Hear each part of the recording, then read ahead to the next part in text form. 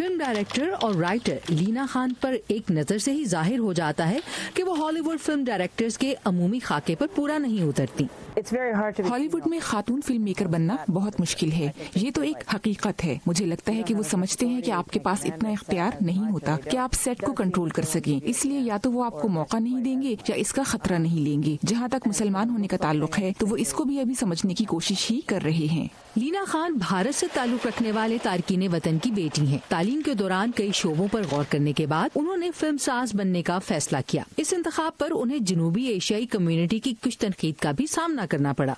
जब मैं अपने करियर का आगाज कर रही थी तो वो लोग, जिनमें ज्यादातर जनूबी एशियन थे, कहने लगे कि तुम इतने हमकाना शोबे का इंतखाब क्यों कर रही हो।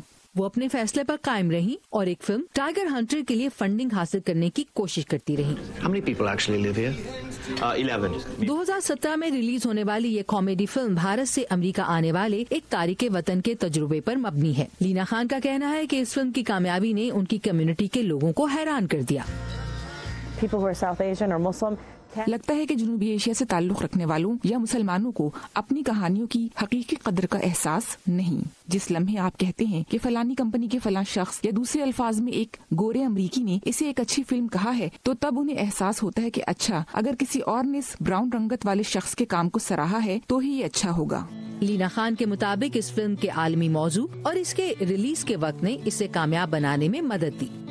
जब ये फिल्म रिलीज हुई उसी वक्त मुस्लिम बैन का आगाज हुआ था। इसका कोई इरादा नहीं था और ये कोई अच्छी चीज नहीं, लेकिन इसका फिल्म से ताल्लुक बन गया। टाइगर हंटर लीना खान के करियर का आगाज थी। उनका कहना है कि वो हॉलीवुड में मौके तलाश करने की कोशिशें करती रहेंगी और राइटिंग और डायरेक्टिंग के जोश को पूरा करेंगी।